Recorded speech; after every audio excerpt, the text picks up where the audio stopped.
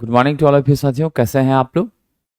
चलिए आज हम डिस्कस करते हैं टेस्ट 13 के प्रश्नों के बारे में। ठीक है, आप सभी की पढ़ाई अच्छी चल रही होगी और हम उम्मीद करते हैं कि आप लोग इसी तरह अनवरत मेहनत अगले 10 दिन और करते रहिए और आप सफलता को जरूर प्राप्त करेंगे, ऐसा मुझे विश्वास है। ठीक है, आइए आगे बढ़ते हैं। हमारा आज का पहला प्रश्न है, एक डीसी मोटर अधिकतम मैकेनिकल पावर उत्पन्न करेगा जब मेरी बैक ईएमएफ और मेरे सप्लाई वोल्टेज का अनुपात होगा। अब जरा यहां पे ध्यान रखिएगा, मेरी मैक्सिमम वोल्टेज तब मिलेगी, यानी आप ये समझिए कि हमारी ईबी ये तब मैक्सिमम होगी जब हमारा सप्लाई वोल्टेज V/2 होगा। क्या हो जाएगा साथियों, जब मेरी सप्लाई वोल्टेज क्या होगी, V/2 होगी। सप्लाई वोल्टेज के आधी हमारी बैक ईएमएफ का मान होगा।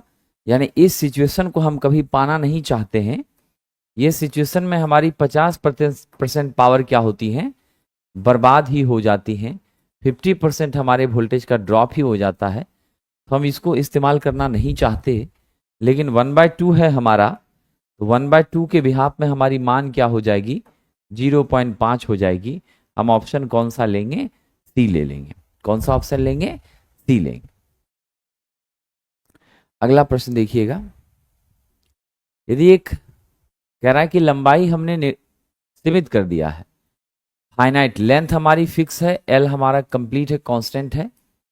हमने व्यास को क्या किया है, डाया को पहले हमने डी माना है और दूसरी बार हमने क्या किया है, मतलब पहली बार जो मेरा ओरिजिनल रजिस्टर था, जो शुरुआती रजिस्टर था, उसके लिए हमने डी मान लिया और दूसरी बार क्या कर रहे हैं, तो व्यास को हम आधा घटा रहे हैं।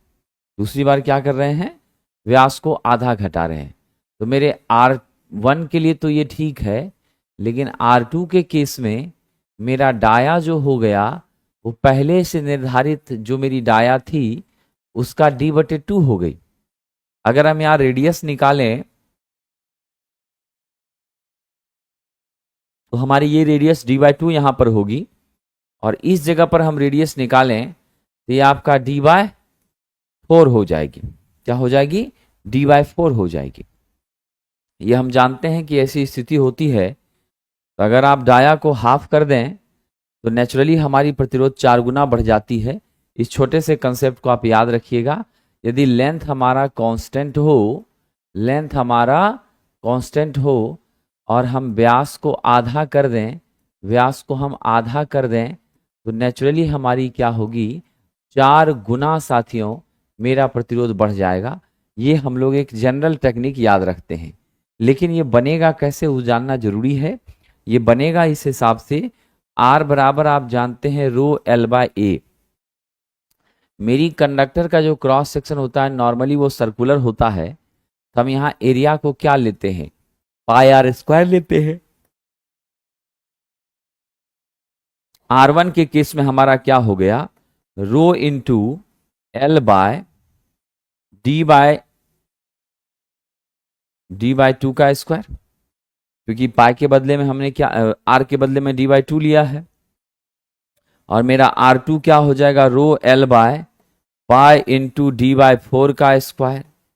यहां से आप देखिए क्या मिला, यहां से मिल गया ρL/π/D²/4, यहां मिला ρL/π/D²/16। अब इसको सिंप्लीफाई कर लीजिए, क्या मान लिखिएगा साहब जी, आप लिखिएगा R1/R2 हम करते हैं, तो मेरा R1/R2 हो गया ρL/π/D²/4, नीचे ρL/π/D²/16। सिंप्लीफाई कीजिएगा, सब कट जाएगा तो 16/4 कितना हो गया, जल्दी बताइए मेरा, πD² 16/4 यानी आपका 4। तो मेरा R1 बराबर क्या हो गया, बताइए जल्दी, what will be the value. मेरा जो मान है इसमें वो क्या मिलेगा सरकार, R2 बराबर 4 R1 हो जाएगा, यानी 4 गुना मेरी क्या हो जाएगी, मान बढ़ जाएगी। मेरा मान क्या हो जाएगा, 4 गुना बढ़ जाएगा। तो इस तरीके से भी हम लोग कर सकते हैं। बाकी एक जनरल टेक्निक आप याद रखिएगा, अगर लंबाई कांस्टेंट हो और व्यास को हम आधा बना दें तो हमारी जो रेजिस्टेंस है वो 4 गुनी बढ़ जाती है। क्या होती है मेरी प्रतिरोध, 4 गुनी बढ़ जाती हैं। ठीक है, आइए अगला प्रश्न। किस नियम के अनुसार एक डीसी मोटर में बैक ईएमएफ हमारे सप्लाई वोल्टेज का विरोध करता है? तो ध्यान रखिएगा, मेरी बैक ईएमएफ जो है ईबी, वो मेरे सप्लाई वोल्टेज भी का विरोध करती है। ये मेरा नियम होता है साथियों, लेंज का नियम। क्या होता है, लेंज का नियम होती है। क्या होती है साथियों, ये लेंज का नियम होती है। और आप जानते हैं मेरा जो लेंज का नियम है वो कहता है कॉजेज अपोज द रीजन। क्या कहता है, कॉजेज अपोज द रीजन, जिसके कारण उत्पन्न हुआ है उसी का यह क्या कर रहा है, विरोध कर रहा है। ठीक है, तो हम सप्लाई वोल्टेज देते हैं, उसी के वजह से हमारी ये बैक ईएमएफ प्राप्त होती हैं। लेकिन इस बैक ईएमएफ का डायरेक्शन हमारे सप्लाई वोल्टेज की क्या है, अपोजिट है, विरोध में है। ठीक है, और जब आप फैराडे साहब का नियम भी ध्यान पर लाते हैं, E बराबर N d phi by d t, तो वहां पर भी माइनस का साइन जो आता है वो सिर्फ किसकी वजह से आता है साथियों, तो मेरे लेंज के नियम से आता है। और ये लेंज का नियम ऊर्जा संरक्षण के सिद्धांत, एनर्जी कंजर्वेशन प्रिंसिपल, किस पर साहब, एनर्जी कंजर्वेशन प्रिंसिपल पर क्या है, आधारित है। ध्यान रखिएगा, यह ऊर्जा संरक्षण के सिद्धांत पर आधारित है। मेरा सही उत्तर हो जाएगा यहाँ पर लेंज का नियम। कह रहा 12 वोल्ट मेरी क्या है, वोल्टेज का मान 12 वोल्ट दिया है और मेरी चार्ज क्यू कितनी दी है, 2 कूलम दी है। आपसे पूछा जा रहा है कितना काम हो रहा है, वर्क बराबर व्हाट पूछ रहा है। आप जानते हैं V बराबर मेरा क्या होता है, वोल्टेज बराबर वर्क बाय चार्ज होता है। ठीक है, यहां से आप अगर वर्क निकालेंगे तो नेचुरली आपका वोल्टेज इनटू चार्ज हो जाएगा। वोल्टेज मेरा 12 है, चार्ज मेरा 2 है, मल्टीप्लाई कर दीजिए, 24 जूल आपकी क्या हो जाएगी, यहां पर कार्य हो जाएगी। क्या हो जाएगी, 24 जूल यहां पर कार्य हो जाएगी। ऑप्शन नंबर मेरा डी हो गया सही। ठीक है साथियों, चलिए आगे बढ़ते हैं। अगला प्रश्न है हमारा, जिस विद्युत मोटर में रोटर और स्टेटर फील्ड एक साथ घूमता है, यानी ऐसी हमारी मोटर जिसमें हमारे स्टेटर का चुंबकीय क्षेत्र अगर ये सिंक्रोनस गति पे घूम रहा है तो मेरी रोटर का भी चुंबकीय क्षेत्र क्या होना चाहिए, वह भी ns पर ही घूमनी चाहिए। तो यानी ns पर, यानी फिक्स स्पीड पर, सिंक्रोनस स्पीड पर रोटर और स्टेटर दोनों एक साथ घूम रही है, मतलब स्टेटर का चुंबकीय क्षेत्र और रोटर स्वयं घूम रही है। तो ये जो स्थिति पैदा होती है विद्वानों, वो याद रखिएगा, ये स्थिति आपकी होती है जब दोनों के बीच मैग्नेटिक लॉकिंग होता है, तभी ये स्थिति बनती है। और ये मैग्नेटिक लॉकिंग ये किसमें होता है, ये मेरा सिंक्रोनस मशीन में होता है। किसमें होता है, सिंक्रोनस मोटर में होता है। इसीलिए क्योंकि आप लोड का मान भले ही बढ़ा दीजिए घटा दीजिए, उससे कोई भी समस्या नहीं होगी। लोड के बढ़ने घटने से कोई दिक्कत नहीं है, इसका स्पीड सदैव क्या होता है, कांस्टेंट रहता है। ऑप्शन नंबर सी आपका तुल्यकालिक क्या है, सही उत्तर है। ध्यान रखिएगा साहब। चलिए आगे बढ़ते हैं। देखिए आरआरबी जेई के लिए क्या है ना, अगर आप इलेक्ट्रिकल से हैं तो जो भी प्रश्न हम बिहार इलेक्ट्रिसिटी बोर्ड में चर्चा कर रहे हैं या यहाँ पर चर्चा कर रहे हैं, वो सब आरआरबी जेई के लिए भी काफ़ी महत्वपूर्ण है। ऐसा नहीं है कि ये सब क्वेश्चन वहाँ के लिए महत्वपूर्ण नहीं है, सभी क्वेश्चन टफ नहीं होते हैं, आप इस बात को जानते हैं।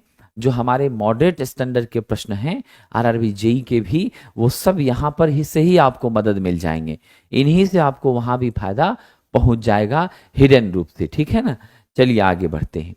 अब हमारा है 230 वोल्ट डीसी वाले सीरीज मोटर को अगर 230 वोल्ट वाले एसी से हम चलाएं तो क्या होता है, ऐसे सिचुएशन में मेरी इफिशिएंसी लो हो जाती है लेकिन स्पार्किंग क्या होती है, अधिक हो जाती है। तो स्पार्किंग के साथ कम इफिशिएंसी पर हमारी मशीन चलती है, ये आप सदैव याद रखेंगे। आइए आगे बढ़ते हैं। कह रहा निम्नलिखित कथनों को पढ़िए और सही विकल्प को चुनिए। लैप वाइंडिंग हाई करंट वाली डीसी जनरेटर के लिए इस्तेमाल होता है। बात तो सही है क्योंकि हम सब जानते हैं लैप में क्या होता है, पैरेलल पाथ की संख्या 2 होती है। क्या होती है, पैरेलल पाथ की संख्या 2 होती है, पहली चीज है। दूसरे नंबर सॉरी लैप में पैरेलल पाथ की संख्या मेरे पोल की संख्या के बराबर होती है। क्या होती है, पोल की संख्या के बराबर। ये 2 तब होगी, a बराबर 2 तब होगी जब पोल क्या होगा, 2 ही होगा। और यही मेरा क्या होता है, तो आपकी ब्रश की संख्या के भी बराबर होता है। जब यहाँ रास्ता ज्यादा हो गया तो हमेशा याद रखना लैप में मेरी करंट अधिक होगी, मेरा वोल्टेज कम होगा।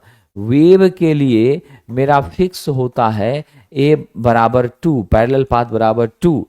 भले मेरा पोल कितना भी हो, है ना, क्या हो जाए, भले मेरा पोल 2 रहे, 4 रहे, 6 रहे, उससे फर्क नहीं पड़ता है। लेकिन हमेशा याद रखिएगा साथियों, 2 4 6 जो भी रहे, ठीक है, 2 4 6 जो भी रहे उससे कोई फर्क नहीं है, मेरा पैरेलल पाथ 2 ही होगा। ऐसी स्थिति में मेरे विद्वान मित्रों वोल्टेज मेरी ज्यादा हो जाती हैं और मेरी करंट कम हो जाती हैं। तो वेब में कह रहा है लो करंट और उच्च वोल्टेज के लिए, तो दोनों स्टेटमेंट मेरा क्या है, सही है। तो यानी आप क्या जवाब दीजिएगा, पहला भी सही है और दूसरा भी सही है। पहला भी सही है और दूसरा भी मेरा क्या है, सही है। चलिए अगले प्रश्न की ओर हम लोग चलने का प्रयास करते हैं। पूछा जा रहा है, ठीक है, पूछा जा रहा है रेत से भरी बाल्टियां आमतौर पर डैश से लगी आग के लिए अग्निशमक माध्यम के रूप में प्रयोग होती हैं। तो हमारी जो रेत से भरी बाल्टी है डीजल पेट्रोल एलपीजी पे तो काम नहीं करेगा लेकिन बिजली पे बहुत अच्छा काम करेगा। बिजली वाले आग के लिए आप रेत देते हैं, सीटीसी यूज करते हैं, CO2 यूज करते हैं, प्लस आप जरूरत पड़ने पर हैलोन का भी यूज करते हैं। तो ये 4 तरह की व्यवस्थाएं हम बिजली में यूज कर सकते हैं। इसीलिए दिए गए प्रश्न के हिसाब से ऑप्शन सी लेना मेरे लिए उचित है, ठीक है। एलपीजी के लिए हम लोग जो हैं तो सीटीसी वगैरह का यूज करते हैं।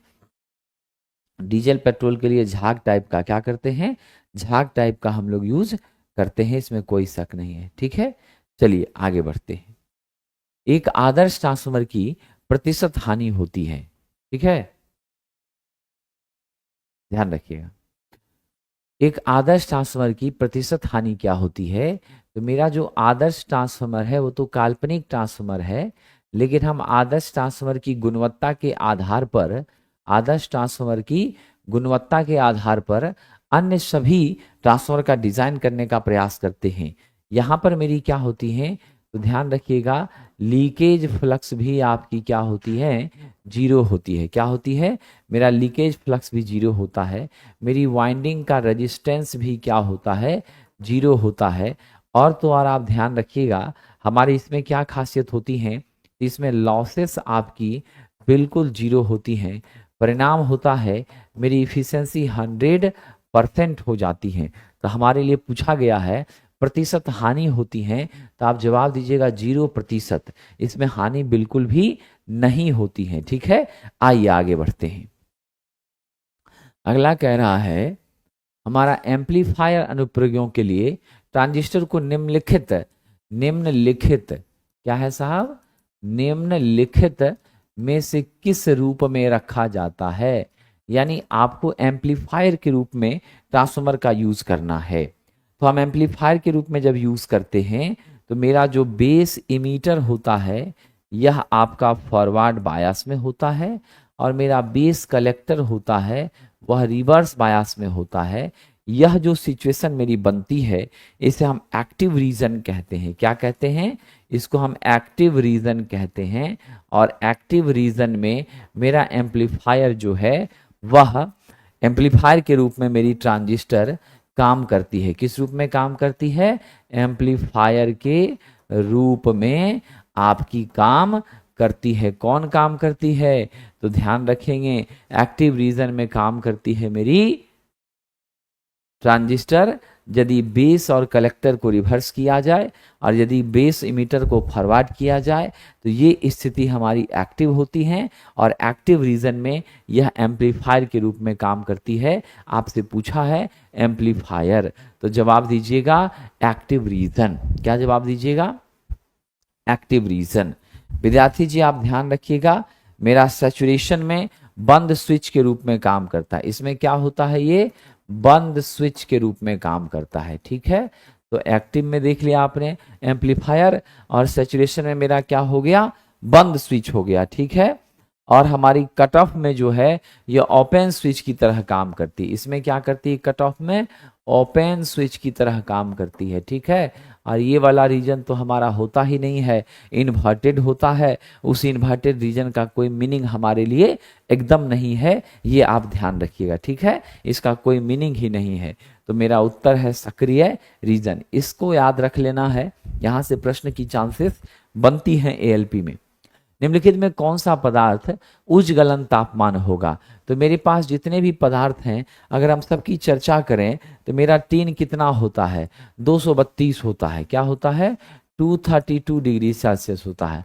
कॉपर मेरा 1084 डिग्री सेल्सियस होता है। ठीक है, अब रही बात मेरे शीशे और एल्युमिनियम की, तो मेरा शीशा 327.5 डिग्री सेल्सियस होता है। एल्युमिनियम की बात कर लीजिए 660 डिग्री सेल्सियस होता है। अब तो सबूत आपके पास आ गया, किसका सबसे ज़्यादा तापमान है? सबसे ज़्यादा मेरा तांबा का है। यही कारण है कि हम लोग सोल्डरिंग आयरन का बिट किससे बनाते हैं?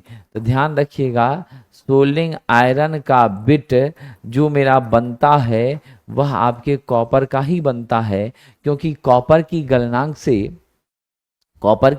से कम गलनांक वाले पदार्थ को हम लोग सोल्डर के रूप में प्रयोग कर रहे होते हैं, इसीलिए ऐसा हमें करना पड़ता है। चलिए आगे बढ़ते हैं।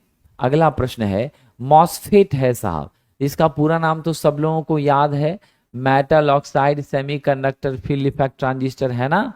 ये मेरी जो है ना आपको वोल्टेज कंट्रोल डिवाइस होती है।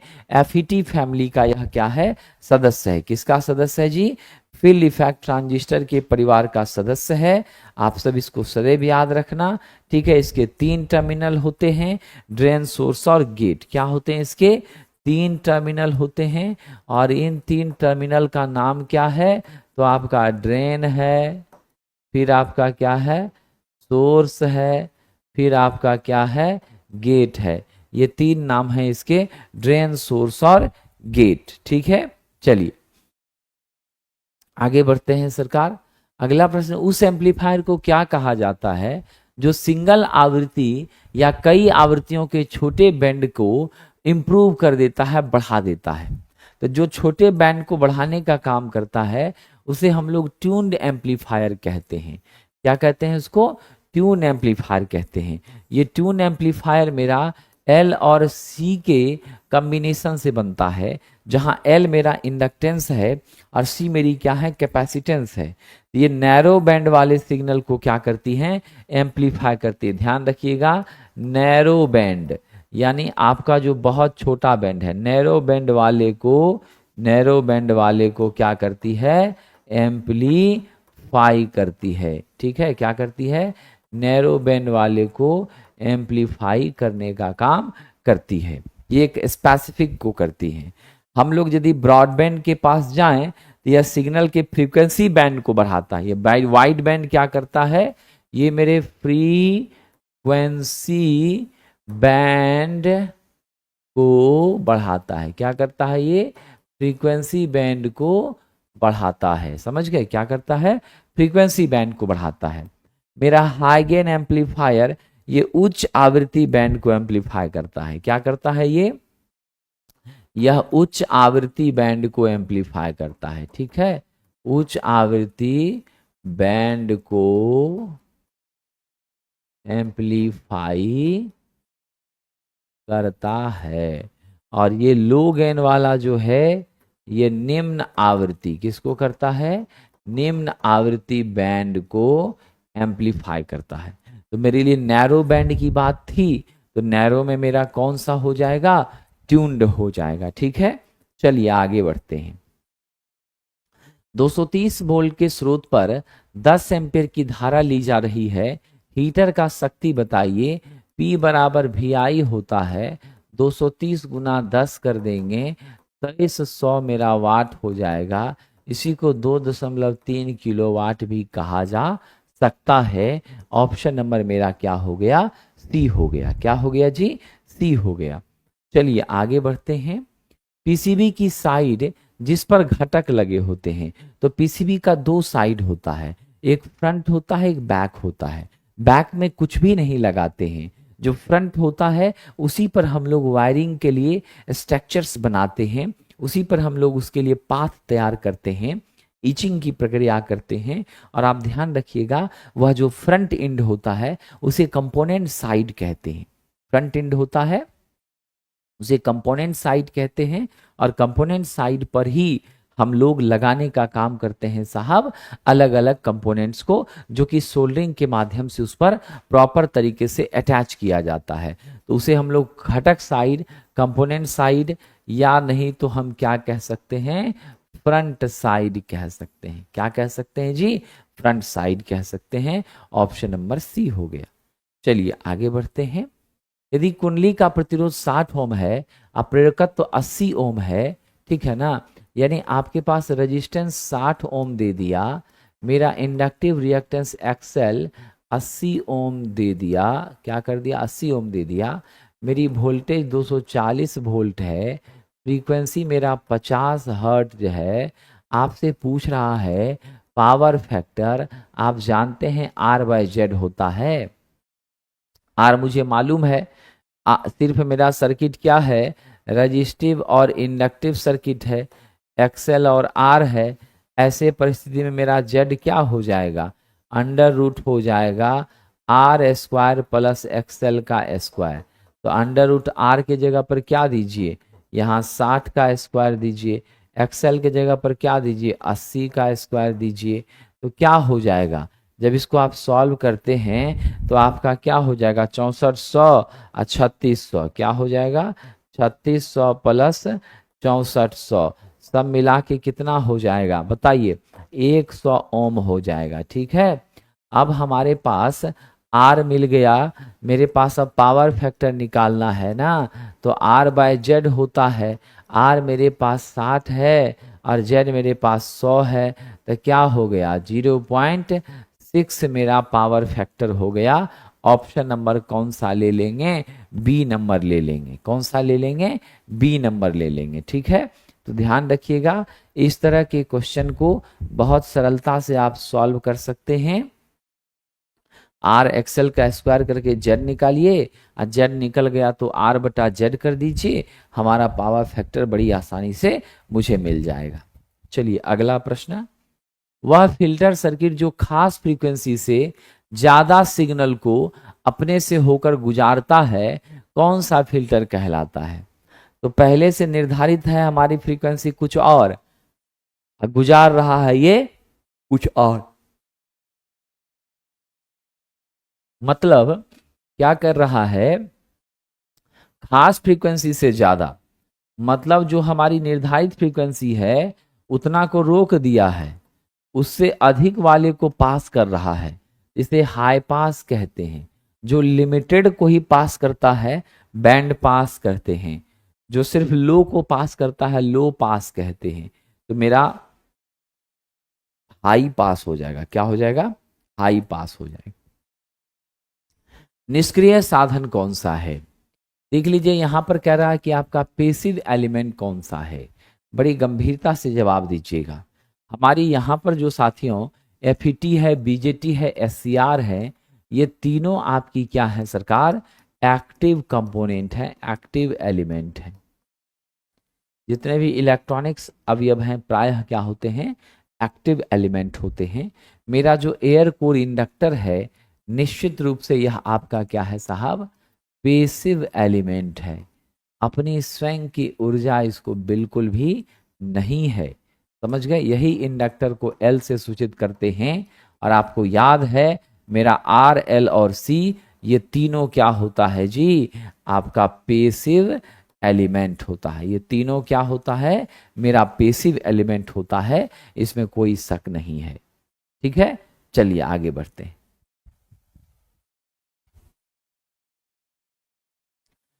देखिए यहां पर थोड़ा सा क्या है, ये ऑप्शन आपका गलत है, ठीक है ना, ये ऑप्शन आपका क्या है, गलत यहां पर प्रिंट हो गया है।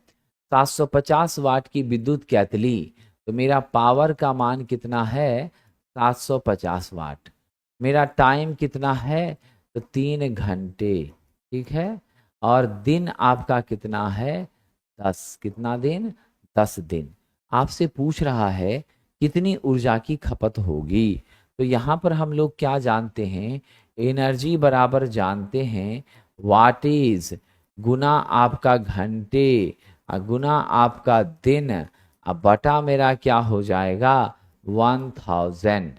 तो वाटेज हम 750 कर दिए, घंटे मेरा 3 हो गया, दिन मेरा 10 हो गया, बटा 1000 हो गया, 0 0 कट गया, 22.5 किलोवाट आवर। कितना आ जाता है सरकार, 22.5 किलोवाट आवर मेरा मान हो जाएगा। ठीक है, इतने हमारी क्या हो जाएगी किलोवाट आवर, 22.5 यूनिट मेरी क्या होगी, बिजली की खपत होगी। कितनी खपत होगी, 22.5 मेरी बिजली की खपत होगी। चलिए आगे बढ़ते हैं, अगला प्रश्न देखते हैं।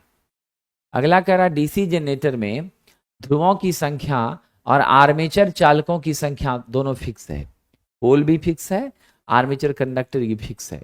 कौन सी कुंडली उच्च विद्युत भाग बल प्रदान करेगी। जब दोनों फिक्स रखते हैं तो हमारी कौन सी कुंडली उच्च वोल्टेज प्रदान करेगी। तो क्वेश्चन बहुत मजेदार है और आंसर भी आपको मजेदार मालूम है, वह मेरी तरंग ही क्वाइल होगी। क्योंकि हम सब जानते हैं वेव वाइंडिंग ही ऐसी वाइंडिंग है जिसमें पैरेलल पाथ की संख्या फिक्स है, भले आप पोल घटाइए बढ़ाइए उससे कोई फर्क नहीं पड़ता है ना।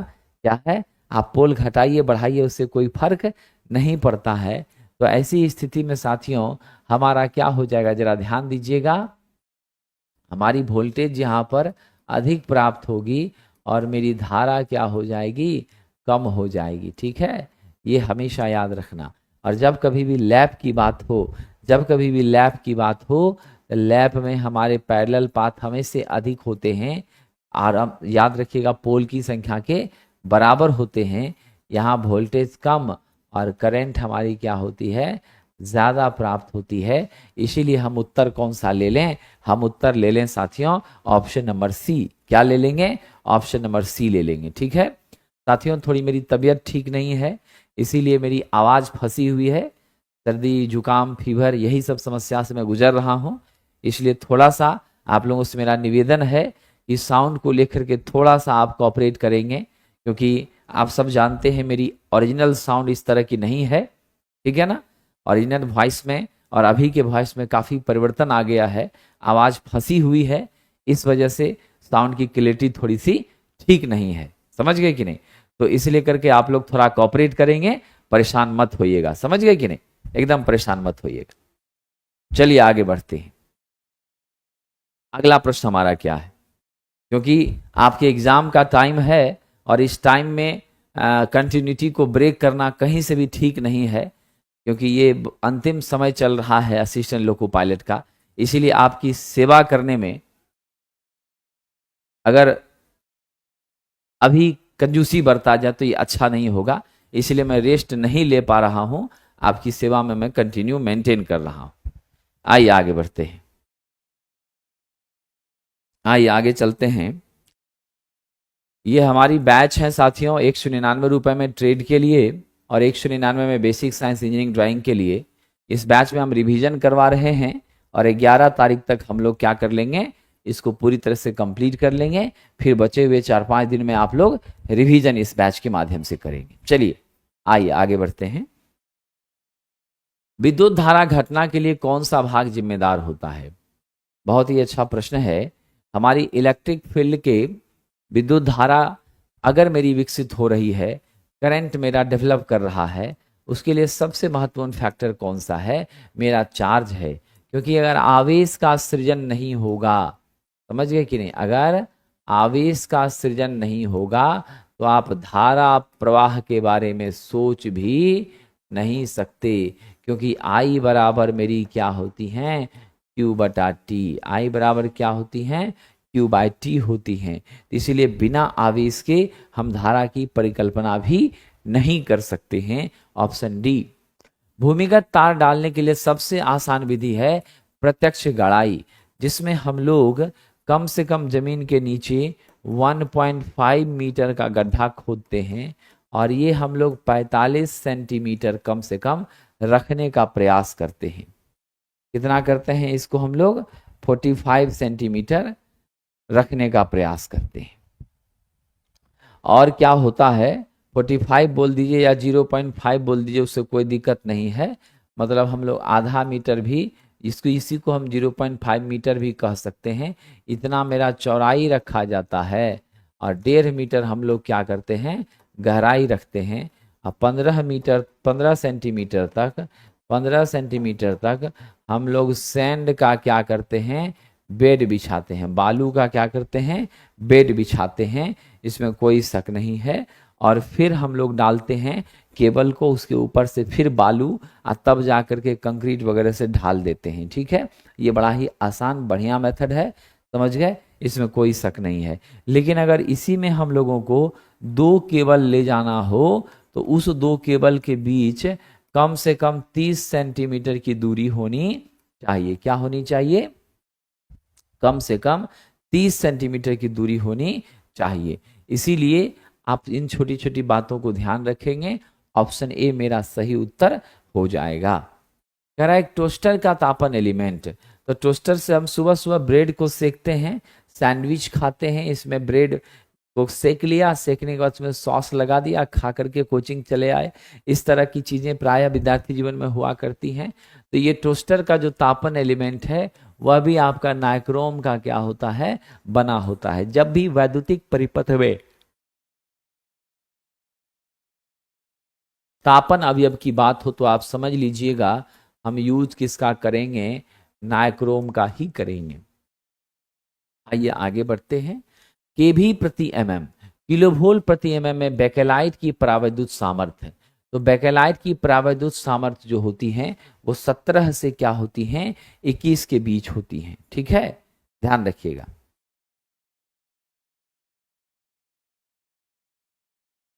क्या होती हैं? 17 से 21 होती हैं। हमारे वायु का जो है ना वो आपका लगभग 3 केवी प्रति एमएम होता है। ठीक है, ट्रांसफार्मर तेल का आप याद रखेंगे, ट्रांसफार्मर तेल का आप याद रखेंगे, वह सदैव 30 केवी प्रति एमएम तो होना ही चाहिए। उससे कम की तो बात ही हम लोग नहीं करते हैं। ठीक है, चलिए आगे बढ़ते हैं। अर्थ लीकेज सर्किट ब्रेकर को डैश के रूप में जाना जाता है। अर्थ लीकेज सर्किट ब्रेकर को हम लोग और किस रूप में जानते हैं? जवाब देने का प्रयास कीजिए। इसको रेसिडुअल करंट सर्किट ब्रेकर कहते हैं, यानी RCCB कहते हैं। ठीक है ना, यह उसी का एडवांस वर्जन है। क्या है? मेरे LCB का ही एडवांस वर्जन है। और आपको मैं बता दूं, ये सब उपकरण हमारे घरेलू परिपथ के पूर्ण सुरक्षा हेतु दायित्व का निर्वहन करता है। मतलब माइनर करंट भी अगर मेरी लीक कर रही है तो तुरंत यह सर्किट को क्या कर देगा साहब? इंटरप्ट कर देगा, मेरे मेन सप्लाई से संबंध तोड़ देगा। साथ ही साथ अर्थ फॉल को भी क्या करेगा? बचाने का काम करेगा। So the right answer for this is RCCB। क्या हो जाएगा? RCCB।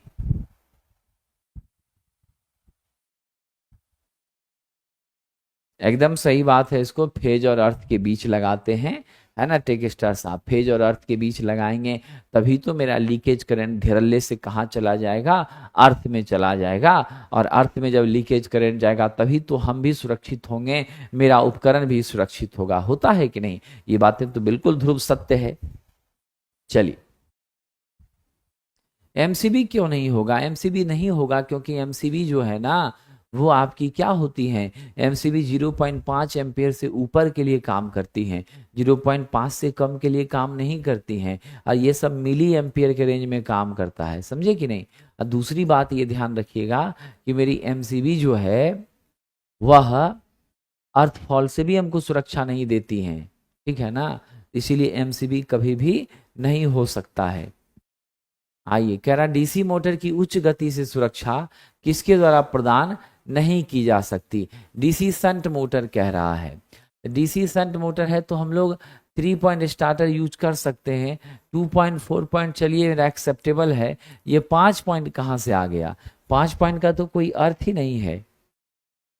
लेकिन यहाँ पर क्या कह रहा है? उच्च गति से सुरक्षा कह रहा है ना, तो 5 पॉइंट तो हमारा यूज ही नहीं होता है, 5 पॉइंट हमारा यूज ही नहीं होता है। लेकिन कह रहा उच्च गति सुरक्षा, तो हाई स्पीड से सुरक्षा यानी गति का नियंत्रण, यानी उच्च गति से सुरक्षा का मतलब क्या हो गया? उच्च गति से सुरक्षा का मतलब हो गया कि आपके हाई स्पीड का नियंत्रण क्या हो गया जी? हाई स्पीड का नियंत्रण। तो हाई स्पीड का जो नियंत्रण है वह मेरा 4 पॉइंट से संभव नहीं है, तो इसीलिए हम लोग क्या कर देंगे, नॉट लिखा है ना, तो इसीलिए हम लोग किसके साथ जाएंगे? ये 4 पॉइंट स्टार्टर जो है ये तो मेरा यूज ही नहीं होता है, तो बेकार ही है, तो किसी काम का ही नहीं है। ये क्या है? किसी काम का ही नहीं है। 4 पॉइंट स्टार्टर जो है अगर हम परफेक्टली महसूस करें तो इसकी इस्तेमाल से हाई स्पीड का नियंत्रण नहीं हो सकता, 3 पॉइंट से हम फिजिबल हैं जो नियंत्रण कर सकते हैं, तो इसीलिए यहाँ पर क्या हो जाएगा? 4 पॉइंट हो जाएगा। समझ गए? तो मेरा राइट आंसर यहाँ पर सिर्फ और सिर्फ क्या हो सकता है? ऑप्शन नंबर डी, 4 पॉइंट हो जाएगा। चलिए, ट्रांसफर कोर पटलन से बनाए जाने का मुख्य कारण क्या है? ट्रांसफर कोर को हम लोग क्यों पटलित करते हैं, क्यों लैमिनेटेड शीट्स की मदद से बनाते हैं? लैमिनेटेड शीट्स की मदद से क्यों बनाते हैं?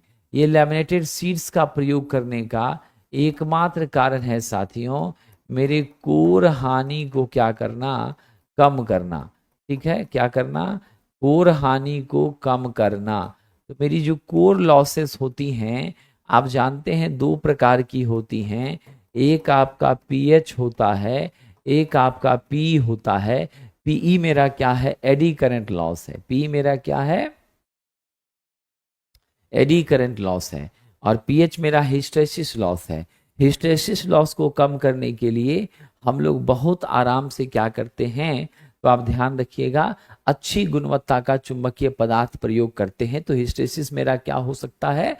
आराम से कम हो जाता है। लेकिन एडी करंट जो हमारी लॉस होती हैं, ये एडी करंट लॉस आपके टी स्क्वायर का समानुपाती होती हैं, थिकनेस के स्क्वायर का क्या होती हैं? लैमिनेशन के थिकनेस के स्क्वायर का समानुपाती होते हैं। इसीलिए हमारा क्या हो जाता है साहब, हम यहाँ पे पतले लैमिनेशंस के सीट का प्रयोग करने का काम करते हैं, और पतले लैमिनेशन वाले सीट का प्रयोग करने से मेरी एडी करंट लॉस क्या हो जाती है? डेफिनेटली कम हो जाती है। तो एडी करंट पार्ट किसका है? मेरे आयरन का कांस्टेंट लॉस का पार्ट है। इसीलिए हम उत्तर क्या दे दें? कोर हानि को कम करने के लिए ऐसा करते हैं। ठीक है, किसके लिए? कोर को कम करने के लिए। बिल्कुल सही कहा साथियों आपने। हम जो लेमिनेशन की थिकनेस रखते हैं 0.35 से लेकर 0.5 mm के बीच, कितनी रखते हैं? 0.35 से लेकर के 0.5 के बीच रखते हैं। ठीक है, ये ध्यान रखिएगा। देखिए ऐसा है, इलेक्ट्रॉनिक मैकेनिक वाले बिल्कुल देख सकते हैं, मैं तो बार बार कहता हूँ इलेक्ट्रॉनिक मैकेनिक के बच्चों का भी सिलेबस लगभग 60% इलेक्ट्रिकल के बच्चों के साथ मिलता है। कुछ ही चैप्टर ऐसा है जो वहां पर अलग है, सेपरेट है, 7-8 चैप्टर सेपरेट है। तो इसीलिए अगर आप इलेक्ट्रीशियन वाला भी देखते हैं तो कम से कम 30 नंबर तो आपको यहां से आ ही जाएगा। और इतना ही आपको चाहिए, क्वालिफाई ही करना है आपको। यहाँ तो आप 75 में 75 ला करके बहुत सफलता नहीं प्राप्त कर पाएंगे, क्योंकि मेरिट लिस्ट में इसका योगदान नहीं है। इसका योगदान सिर्फ क्वालिफाइंग के लिए है और कॉपी जांच के लिए है। तो इसीलिए मेरा आपसे अनुग्रह है, निवेदन है कि अगर आपके पास समय है इलेक्ट्रॉनिक वालों, तो आप भी इसके डिस्कशन को देखिए और इस डिस्कशन से जुड़िए, इससे आपको भी बेनिफिट होगा। ठीक है, चलिए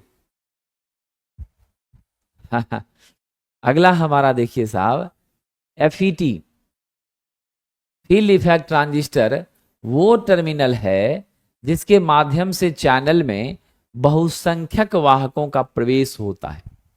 हमारी जो FET है, ध्यान रखिएगा, FET नाम आपने सुना है और इसका काम भी आप जानते हैं। इसका पूरा नाम होता है फील्ड इफेक्ट ट्रांजिस्टर। ठीक है कि नहीं? ये आपकी क्या है, कंट्रोल डिवाइस है, यूनिपोलर डिवाइस है।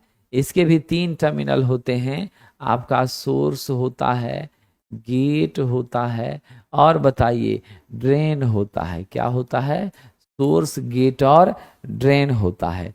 ये 3 हमारे टर्मिनल होते हैं। अब आपसे पूछ रहा है बहुसंख्यक वाहक, हालांकि एक ही टाइप के मेरे बहुसंख्यक वाहकों के माध्यम से ही कंडक्शन हो रहा है। तो अब ध्यान दीजिएगा कि सोर्स के माध्यम से ही मेरी क्या होती हैं, प्रवेश होती हैं। समझ गए क्या होता है सरकार? सोर्स के माध्यम से ही मेरा प्रवेश होता है बहुसंख्यक वाहकों का। ये हमेशा आप ध्यान रखिएगा। तो we are going with option number D. अगला कह रहा है कि ट्रांसफार्मर के प्राइमरी में 200 टर्न हैं, तो N1 हमारे पास 200 है और N2 हमारे पास 50 है। प्राइमरी का वोल्टेज V1 आपको दे दिया है 240। अब आपसे कह रहा है V2 बताइए। तो दोस्तों हम लोग यहाँ पर एक सिंपल सा रूल, जो मेरा ट्रांसफॉर्मेशन रेशियो का संबंध है, उसी का यहाँ यूज करते हैं। मेरा N2/N1 बराबर होता है V2/V1। यहाँ से हम देख लीजिए, हमें निकालना V2 है, तो हम कोना कोनी गुना करिए, N2V1 अब बटा नीचे क्या हो जाएगा, N1 हो जाएगा। मेरा N2 कितना है, 50 है। मेरा V1 कितना है, 240 है। अब बटा आपका N1 कितना है, 200 है। तो 0 से 0 कट गया, 2 से 12 पंचे आपका 60 वोल्ट हो गया। तो मेरा कितना वोल्टेज द्वितीय में निकल रहा है, सेकेंडरी में निकल रहा है, 60 निकल रहा है। ऐसे भी आप देख रहे हैं कि जहाँ टर्न ज़्यादा वहाँ वोल्टेज ज़्यादा, जहाँ टर्न कम वहाँ वोल्टेज कम। तो मेरी N2 में 85 है, तो मेरा वोल्टेज यहाँ क्या हो गया, कम हो गया, मात्र आपका 60 हो गया। ठीक है, चलिए आगे बढ़ते हैं। 250 वोल्ट AC के शिखर से शिखर वोल्टेज। तो AC में जब भी मान दी गई होती हैं, वह कैसे दी गई होती हैं, RMS में दी गई होती हैं। तो RMS में मेरा 250 वोल्ट है। ठीक है, अब हम एक रूल जानते हैं, फॉर्मूला जानते हैं, VRMS बराबर VM/√2 होता है। अब यहाँ से VM निकालना है, तो हम लोग क्या करें, VRMS इंटू √2 कर दें। तो मेरा 250 इंटू √2 मतलब 250 गुना 1.414, इसका मान कितना हो जाएगा, 353 वोल्ट हो जाएगा। कितना हो जाएगा, 353 वोल्ट हो जाएगा। ऑप्शन नंबर कौन सा ले लेंगे, सी ले लेंगे। क्या ले लेंगे, सी ले लेंगे। ठीक है, चलिए आगे बढ़ते हैं।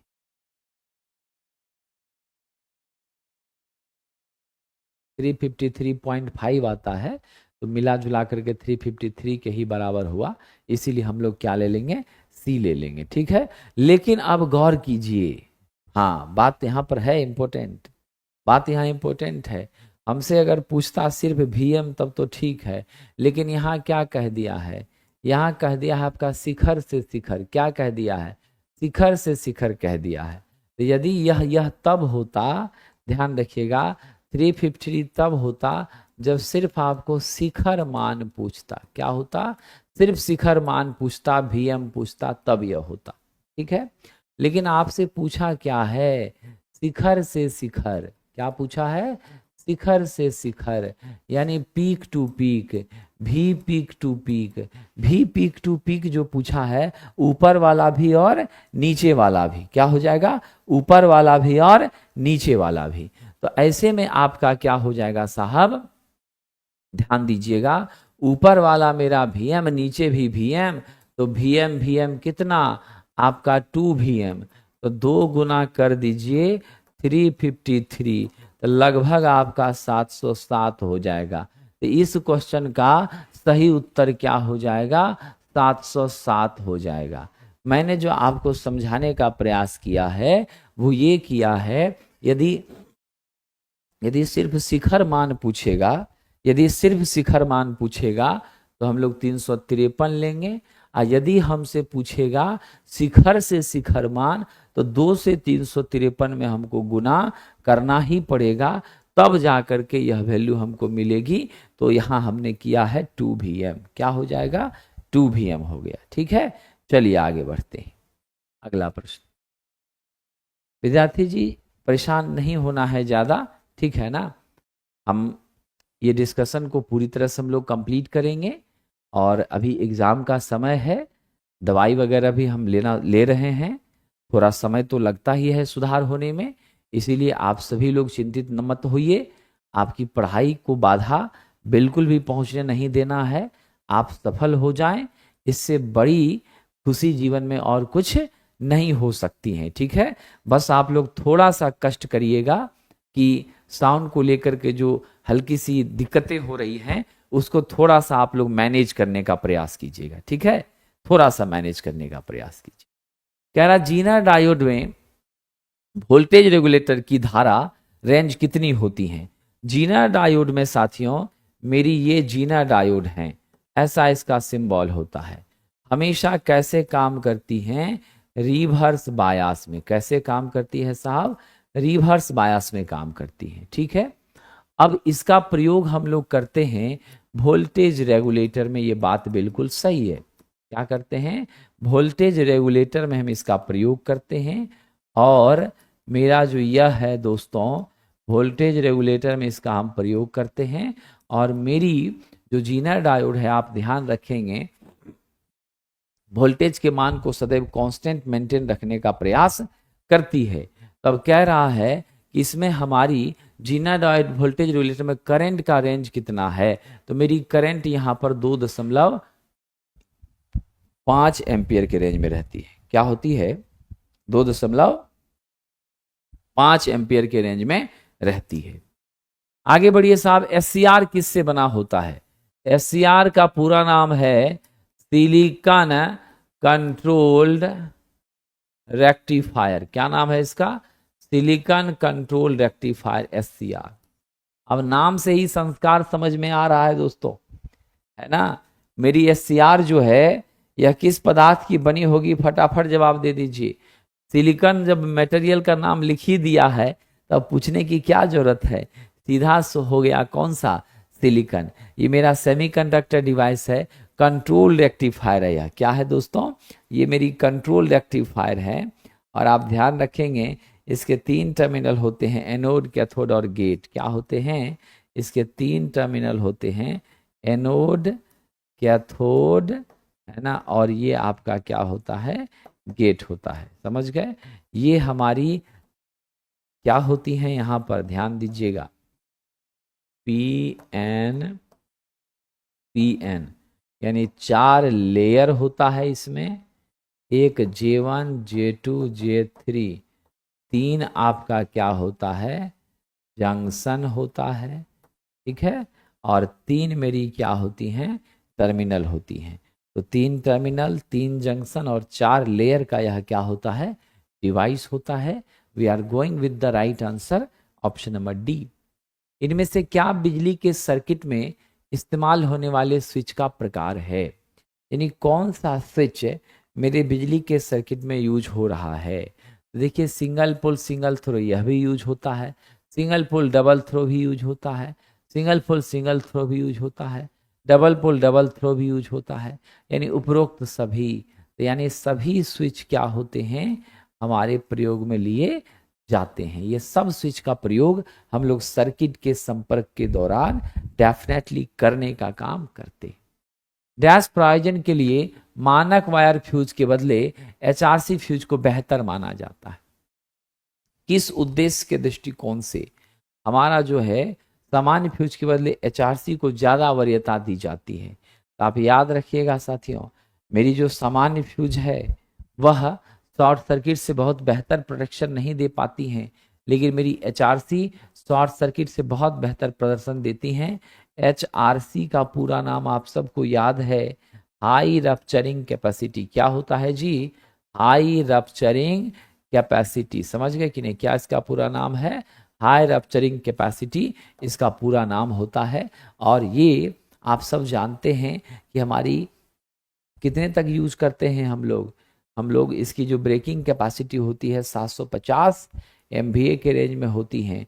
इसका जो हमारी ध्यान रखिएगा फ्यूजिंग फैक्टर FF होती है। क्या होती है इसकी? फ्यूजिंग फैक्टर FF होती हैं, ये 1.1 होती हैं। ये बहुत हाईलाइटेड है, बार बार पूछा जाता है, ठीक है। और बिल्कुल सही साथियों, 30 एम्पियर से लेकर के 1000 एम्पियर के रेंज तक हम इसका प्रयोग बहुत मजे से कर सकते हैं, इसमें कोई शक नहीं है। बूस्ट चार्जिंग की प्रक्रिया कैसी प्रक्रिया है सरकार? बूस्ट चार्जिंग की प्रक्रिया जो है वह मेरी फास्ट चार्जिंग की प्रक्रिया है। क्या है? ये फास्ट चार्जिंग की प्रक्रिया है। तो कम समय के लिए हाई करंट पर जो हम चार्ज कर रहे हैं that is considered as boost charging process.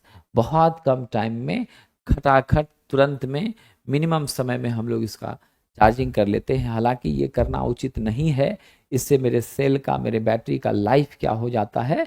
Damage हो जाता है। मेरे सेल का, मेरे बैटरी का जीवन जो है साथियों वो इससे खराब हो जाता है, कमजोर हो जाता है, ठीक है। चलिए आगे बढ़ते हैं। फ्लोरोसेंट लैंप के दोनों सिरों के काला पड़ने का संभावित कारण कौन सा है? तो फ्लोरोसेंट लैंप का जो दोनों छोर है, मान लीजिए इधर आपका ये लैंप है और यहां पर भी काला आ गया, यहां पर भी काला आ गया, बीच में मेरा रोशनी ठीक मिल रहा है। ये दोनों जगह जो काला आपका हो रहा है, उस काला के पीछे का मुख्य कारण क्या है? उस काला के पीछे का मुख्य कारण है कि बार बार इसको क्या कर रहे हैं आप? फ्रीक्वेंट स्टार्टिंग हो रही है। कम या अधिक वोल्टेज हमेशा लो है वोल्टेज अप डाउन कर रहा है। ब्लास्टिंग इसको सही नहीं मिल रही है जिससे पूरी तरह से अच्छे से गैसेज डिस्चार्ज हो सके। प्रीहीट और स्टार्टर के द्वारा आपको कभी कम कभी ज्यादा समय लग रहा है।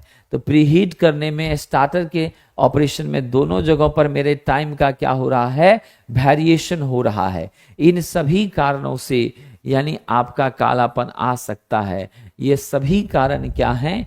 मेरे दोनों किनारों पर कालापन आने के लिए जिम्मेदार हैं। इनमें से क्या LT फीडर पिलर की अर्थिंग में प्रयोग होता है? लो टेंशन लाइन के पिलर के अर्थिंग में हम लोगों को याद है, मैंने अर्थिंग के दौरान आप लोगों को पढ़ाया था साथियों कि हम जब भी पोल या फिलर पैनल के बीच लेते हैं वहां पर कौन सी अर्थिंग लेते हैं? जल्दी जवाब दीजिएगा। ये हमारी किस टाइप की अर्थिंग है?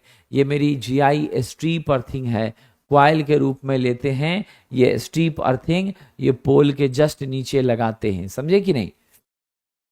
क्या हो जाएगा? GI स्ट्रीप हो जाएगा, ठीक है साथियों। किसी वस्तु के प्रति सेकंड उत्सर्जित प्रकाश ऊर्जा की कुल मात्रा, प्रति सेकंड में जितनी प्रकाश उत्सर्जित हो रही है उसकी कुल मात्रा को क्या कहते हैं? उसको फ्लक्स कहते हैं। क्या कहते हैं? ल्यूमेन कहते हैं, फ्लक्स कहते हैं। F बराबर मेरा इल्यूमिनेशन पर यूनिट एरिया होता है, ठीक है। और इसी फ्लक्स का यूनिट क्या होता है? ल्यूमेन होता है। क्या होता है? ल्यूमेन होता है। इल्यूमिनेशन बराबर E बराबर F/A होता है। आप सब जानते हैं यह मेरा ल्यूमेन प्रति मीटर स्क्वायर से व्यक्त किया जाता है। यहाँ पर ध्यान रखिएगा साथियों, ल्यूमेन प्रति मीटर स्क्वायर को ही क्या बोलते हैं? एक ल्यूमेन प्रति मीटर स्क्वायर को हम क्या बोलते हैं? एक लक्स कहते हैं। क्या कहते हैं साहब?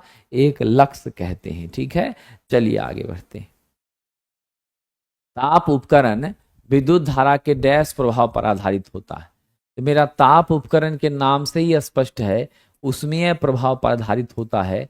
H बराबर आई स्क्वायर आर टी का जो मेरा सिद्धांत है, जूल साहब का, जूल का जो मेरा नियम है, उसी नियम को यह क्या करता है, पालन करता है, और उसी आधार पर यह काम करता है। ऑप्शन नंबर सी कह रहा प्योर इंडक्टर में, तो प्योर इंडक्टर में वोल्टेज का तरंग रूप धारा से अग्रगामी होता है। बिल्कुल सही बात है। ये मेरी वोल्टेज है, ये मेरी करंट है, करंट से मेरी वोल्टेज 90 डिग्री से क्या है साहब, अग्रगामी है, लीडिंग है।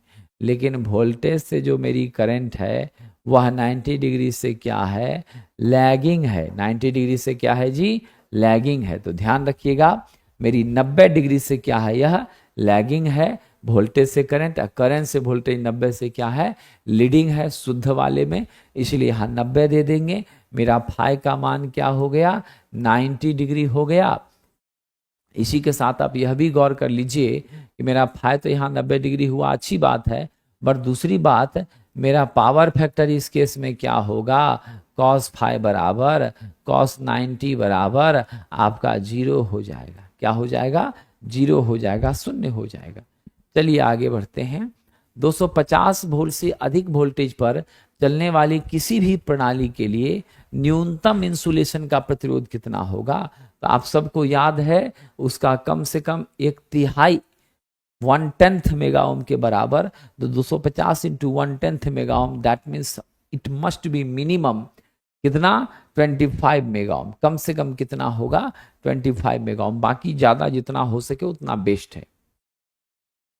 टू पिन सॉकेट और पिन का इस्तेमाल तब करते हैं, टू पिन सॉकेट प्लस एक एडिशनल पिन का इस्तेमाल ये हम तब करते हैं जब क्या होता है, हमारी सर्किट क्या हो जाए, दोहरी इंसुलेटेड हो, डबल इंसुलेशन की हमें रिक्वायरमेंट हो अपनी सुरक्षा के दृष्टिकोण से। और आप सब जानते हैं मेरा जो 2 पिन और 3 पिन सॉकेट है, तो मैं आपको बता दूं 2 पिन वाला जो है, 2 पिन वाला वह 5 एम्पियर 250 वोल्ट के लिए यूज होता है, और 3 पिन वाला जो है वह 15 एम्पियर और 250 वोल्ट के लिए क्या होता है, यूज होता है। 3 पिन वाला इसके लिए, और 3 पिन में जो सबसे बड़ा पिन होता है, जो आपका ये वाला बड़ा पिन, इसको हम अर्थ पिन कहते हैं। इसको डेफिनेटली अर्थिंग के साथ हम लोग क्या करते हैं, कनेक्ट करने का काम करते हैं। क्या करते हैं, कनेक्ट करने का काम करते हैं। चलिए आगे बढ़ते हैं। आगे कह रहे हैं व्हीटस्टोन ब्रिज में गैल्वेमीटर से कितना करंट पास होता है। तो व्हीटस्टोन ब्रिज जो हमारी हैं, अगर यह बैलेंस होती हैं, क्या होती हैं, बैलेंस्ड होती हैं, तो मेरे गैल्वेनोमीटर से जाने वाली करंट IG का मान 0 होता है।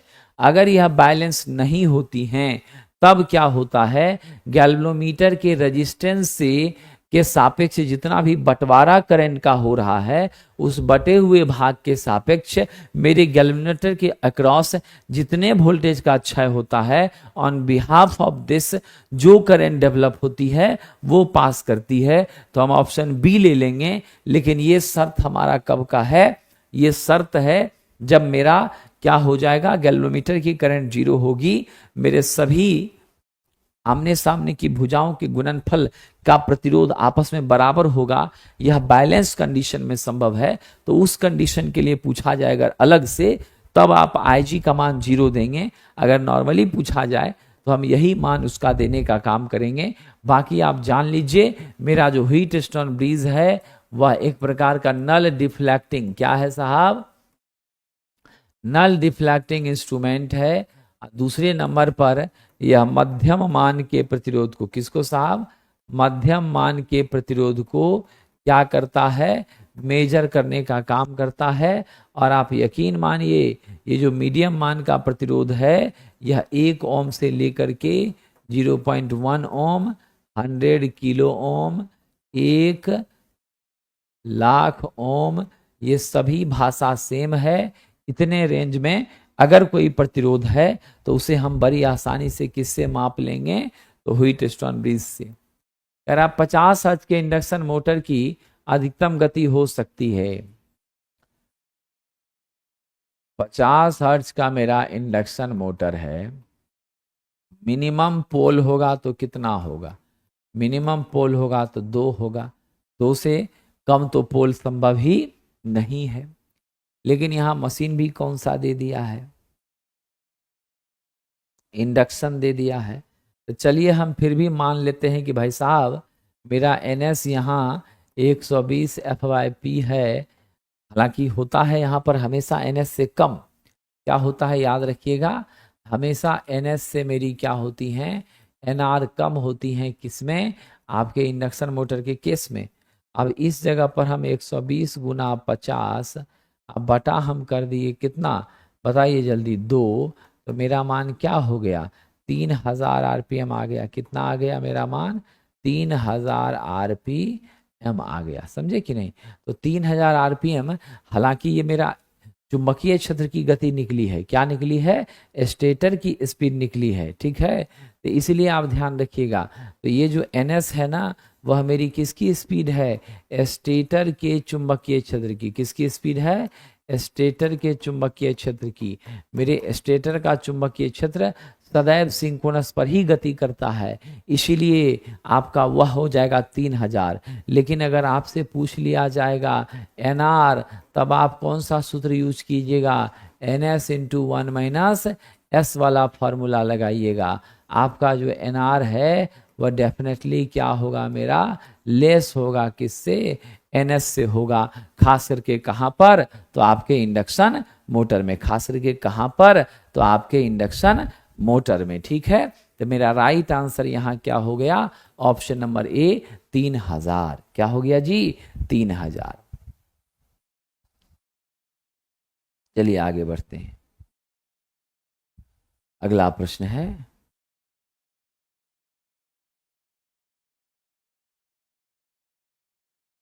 देखिए जो टेस्ट में हम क्वेश्चन डाल रहे हैं वह ALP को ध्यान में रखकर डाल रहे हैं। ठीक है, क्या हो जाएगा? वह ALP को ध्यान में रख के डाल रहे हैं और ALP के उद्देश्य से यह आपको मदद करेगा। बाकी अन्य परीक्षाओं में भी हेल्प मिलेगी, ऐसा नहीं है कि नहीं मिलेगी। कह रहा डैश धाराएं परिवर्तित चुंबकीय क्षेत्र द्वारा चालकों में प्रेरित विद्युत धारा का लूप होती हैं। कौन सी धाराएं? What is that current? मेरी भंवर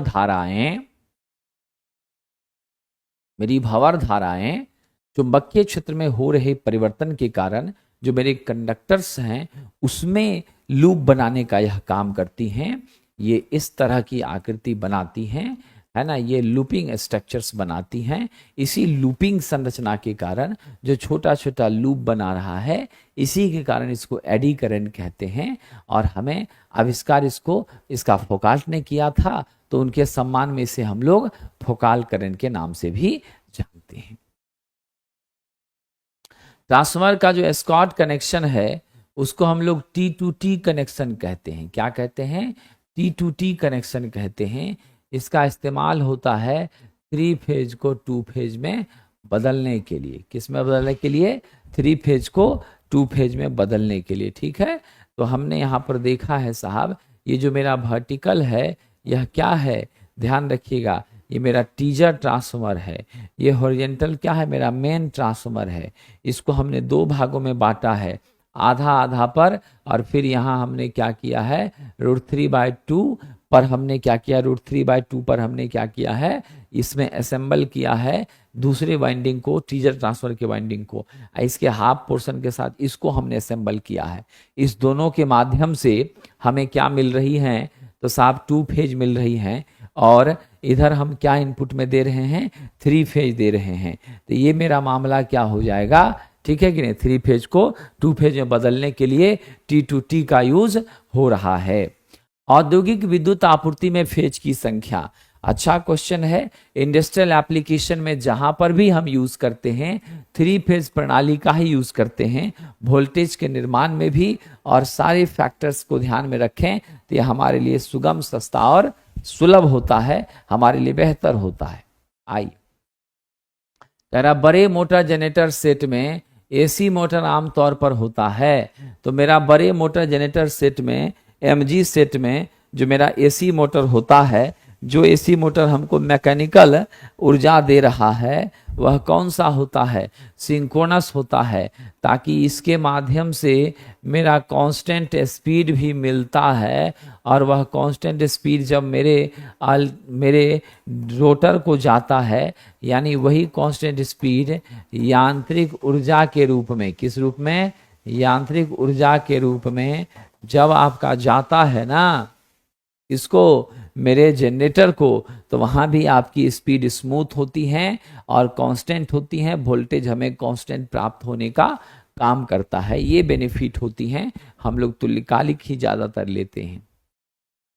कौन सी इंडक्शन मोटर के गति नियंत्रण की विधि नहीं है? तो ध्यान दीजिएगा साहब, हमारी कह रहा इंडक्शन मोटर में गति नियंत्रण की विधि, तो आपका साहब जी स्टेटर वोल्टेज है, आवृत्ति नियंत्रण है, रोटर रेजिस्टेंस है, लेकिन इसका प्रयोग हम लोग कहाँ करते हैं? स्क्वायरल केज इंडक्शन मोटर में यह नहीं यूज होता है। ये यूज होता है कहाँ पर? जल्दी बताइएगा। ये यूज होता है स्लिप रिंग इंडक्शन मोटर में, या नहीं तो वाउंड रोटर इंडक्शन मोटर में। ये दोनों में इसका क्या होता है? यूज होता है। ये स्टेटर रेजिस्टेंस वाला मेथड ये बिल्कुल यूज नहीं होता। मेरा आंसर इस क्वेश्चन का क्या हो जाएगा? ऑप्शन नंबर सी हो जाएगा। इसका प्रयोग कतई हम लोग नहीं करते हैं। निम्न में किस सेल का कार्यकाल सबसे लंबा होता है? तो स्पष्ट सी बात है, लिथियम सेल का जीवन काल भी सबसे लंबा है। वोल्टता भी इसकी 2.95 अप्रोक्सीमेट 3.3 वोल्ट के आसपास होती है। ठीक है, ये मेरा लिथियम आयन सेल है। लैपटॉप बैटरी पैक वगैरह में क्या करते हैं? इसी का हम लोग इस्तेमाल करते हैं। इसलिए दिए गए प्रश्न का सबसे सुटेबल आंसर है बी। साथियों, जिस टेस्ट पर परिचर्चा अभी हो रही है वो आपको 20 सेट मिलेगा प्लेटफॉर्म ऑनलाइन टेस्ट एप्लीकेशन पर। वहां से आप इसके माध्यम से जुड़कर अनलिमिटेड टाइम टेस्ट दे सकते हैं। और प्रेजेंट टाइम में टेस्ट के प्रैक्टिस के लिए, ठीक है, प्रैक्टिस के लिए आपका इलेक्ट्रिकल ग्रुप का 26 सेट का रुक्मिणी से बुक आई है, रुक्मिणी प्रकाशन से, जिसमें 6 प्रीवियस सेट हैं और 2 आपका 20 क्या है प्रैक्टिस है। ये काफी आपको हेल्प पहुंचाएगा। ये बुक आप परचेज कर सकते हैं। आगे बढ़िए।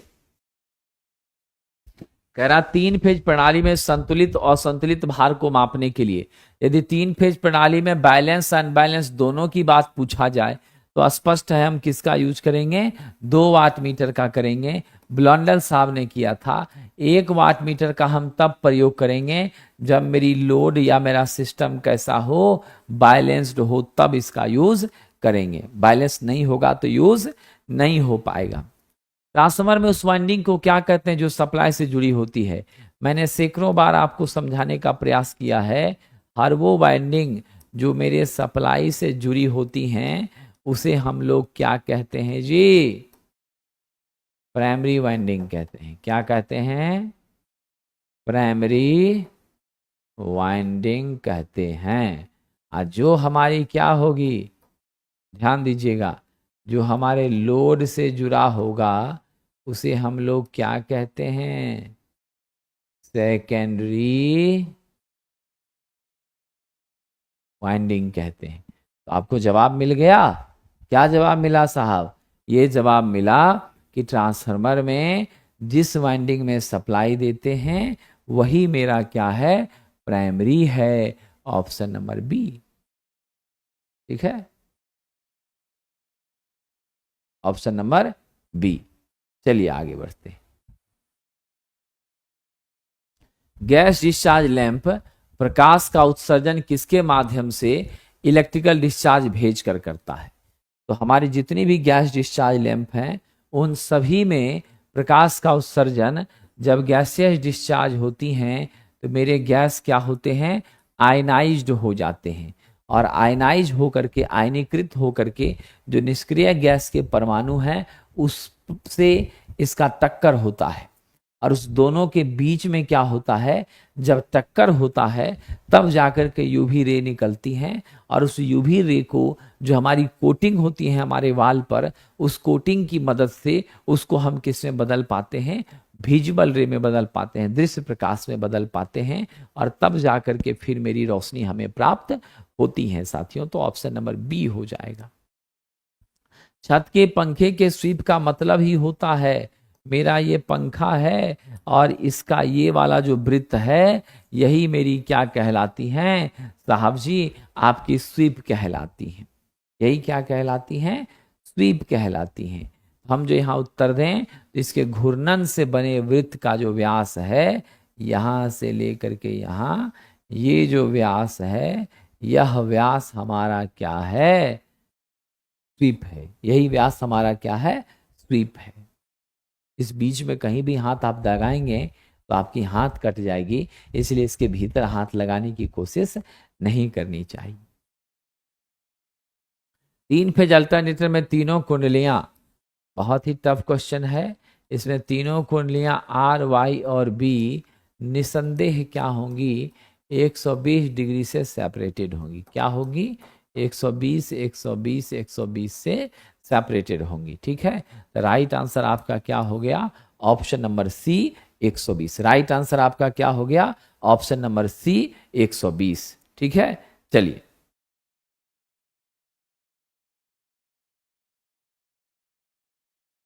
चलिए आगे बढ़ते हैं।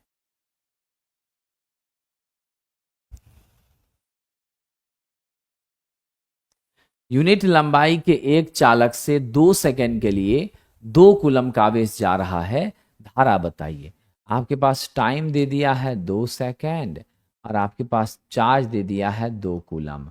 आई बराबर जानते हैं Q बटा T होता है, तो 2/2 कर दिए, मेरा कितना आ गया, 1 एम्पियर आ गया। ऑप्शन नंबर क्या हो गया, ए हो गया। ठीक है, चलिए आगे बढ़ते हैं।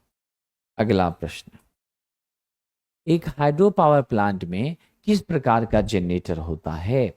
तो मेरा जो हाइड्रो पावर प्लांट है, ध्यान रखेंगे, मेरा क्या है, हाइड्रो पावर प्लांट है। इस हाइड्रो पावर प्लांट की जो मेरी स्पीड है ना टरबाइन की, वह क्या होती है, कम होती है। और कम स्पीड के लिए हम लोग किसका यूज़ करते हैं, तो हम लोग साइलेंट पोल, एक तो पोल हम लोगों को क्या करना पड़ेगा, ज़्यादा लगाना पड़ेगा। तो हम यहाँ साइलियन टाइप के पोल का क्या करते हैं, प्रयोग करते हैं।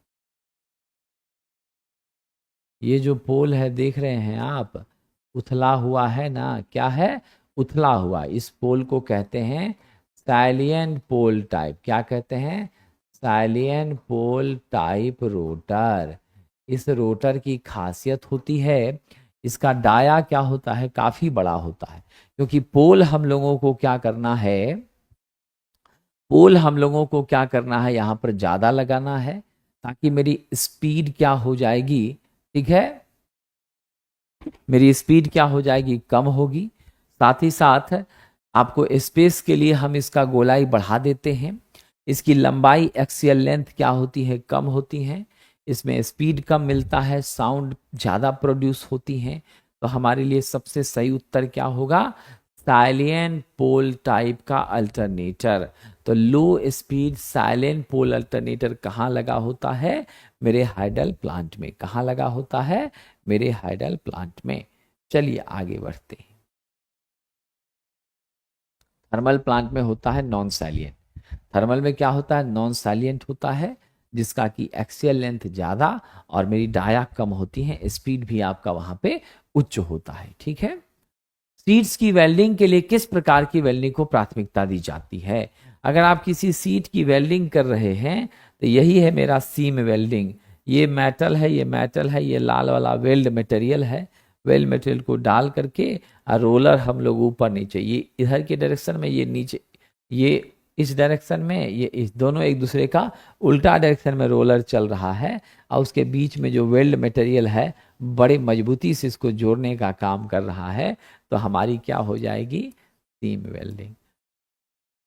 प्रतिरोधक में धारा प्रवाहित होने पर शक्ति की हानि P बराबर जानते हैं VI, वी स्क्वायर बटे आर और आपकी आई स्क्वायर बटे आर।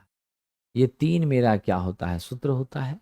अब कह रहा है कि हमारी हानि को कौन प्रदर्शित कर रहा है, तो P बराबर आई स्क्वायर आर जो है यह मेरा हानि को प्रदर्शित कर रहा है, मेरे लॉस को व्यक्त कर रहा है। ठीक है, चलिए आगे बढ़ते हैं। किसी अर्धचालक में वैलेंस और चालन बैंड के बीच कोई भी अर्धचालक है, उसमें ध्यान रखना मेरा वैलेंस बैंड नीचे है और मेरी कंडक्शन बैंड कहाँ है ना। तो मेरे वैलेंस बैंड और कंडक्शन बैंड के बीच में जो आपका अंतराल होता है, खास करके सेमीकंडक्टर में 1 इलेक्ट्रॉन वोल्ट का होता है। कितने का होता है? 1 इलेक्ट्रॉन वोल्ट का होता है, जिसको हम समान तापमान से उच्च तापमान बढ़ाने के बाद बिल्कुल मैनेज कर लेते हैं। कोवैलेंट बॉन्ड टूटता है, जैसे ही कोवैलेंट बॉन्ड टूटता है तुरंत हमारी वैलेंस से इलेक्ट्रॉन कहाँ चली जाती है? कंडक्शन में चली जाती हैं, और फिर हमारे लिए धारा का प्रवाह करना यहाँ पर बहुत ही सरल और सुगम हो जाता है। तो हम यहाँ भी उत्तर कौन सा ले लें?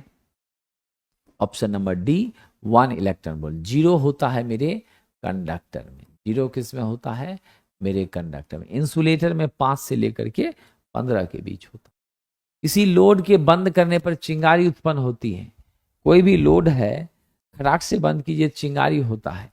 वो चिंगारी किस बात को सूचित करता है? ठीक है,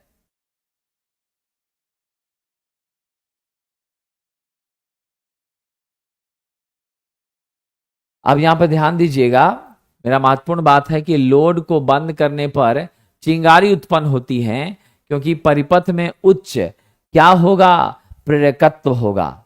ठीक है, क्या हो जाएगा? प्रेरकत्व हो जाएगा, इंडक्टेंस हो जाएगा। तो इंडक्टेंस की कारण ही हमारी क्या होती है? चिंगारी डेवलप हो पाती हैं, उच्च इंडक्टेंस की मौजूदगी की वजह से। परमाणु ऊर्जा की विद्युत इकाई, तो परमाणु ऊर्जा की विद्युत इकाई जल्दी बताइएगा। अच्छा प्रश्न है। मेगा इलेक्ट्रॉन वोल्ट क्या हो जाता है? एम से मेगा, ई से इलेक्ट्रॉन, अभी से आपका क्या हो जाएगा? Mega electron volt, MEGA, mega electron volt. हालांकि इलेक्ट्रॉन वोल्ट मेरी सबसे छोटी इकाई एनर्जी की हुआ करती थी, लेकिन अब इसके साथ मेगा लग गया तो ये बड़ी हमारी क्या हो गई?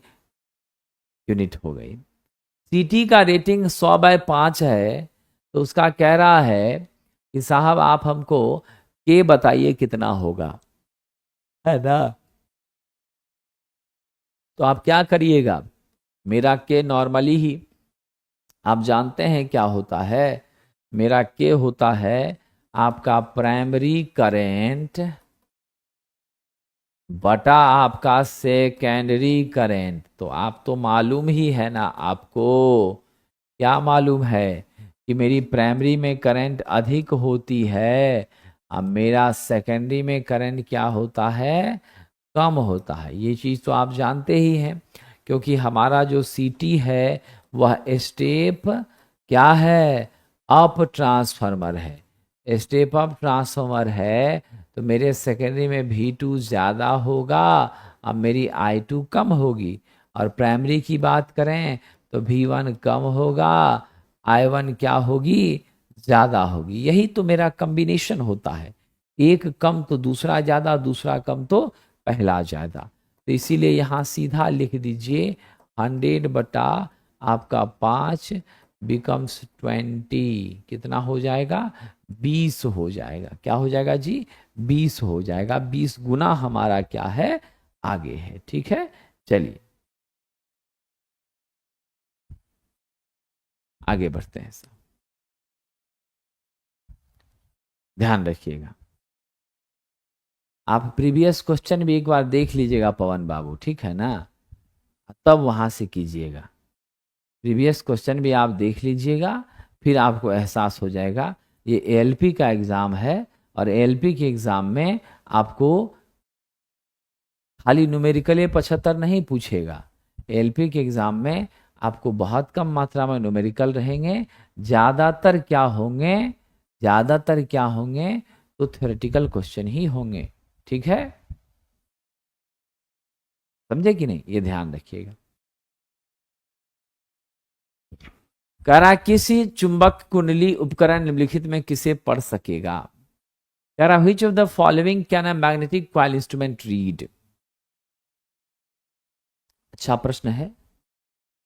जो हमारी यहां पर मैग्नेटिक कॉइल है, यहां सही रूप में लिखा जाए तो यहां क्या होना चाहिए? यहां सही रूप में लिखा जाए तो यहां होना चाहिए मेरा मूविंग कॉइल इंस्ट्रूमेंट। क्या होना चाहिए? Moving coil.